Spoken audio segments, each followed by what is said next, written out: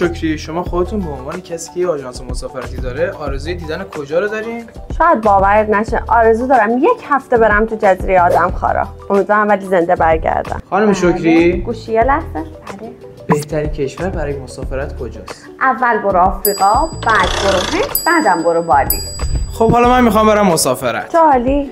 بهترین برند چمدون چیه؟ اول سامسونه، دوم امریکن توریستر و سوم دلسی. توی که من خیلی آدم شکموییم، بهترین کشور واسه شکم‌ها کجاست؟ شاید باورتون نشه، لذیذترین غذایی که خوردم چنجه گوشت خوک با بادم جون توی گرجستان بود.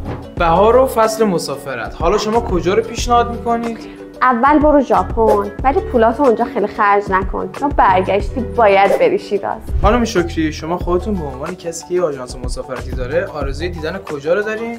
شاید باورت نشه، آرزو دارم 1 هفته برم تو جزیره آدمخوارا. امیدوارم ولی زنده برگردم. حالا از نظر شما بهترین هتل برای یه شب اقامت کجاست؟ لاکچری ترین و گرون ترین هتل میتونه هتل برج العرب باشه. زیباترین هتل لوکالای فوجیه.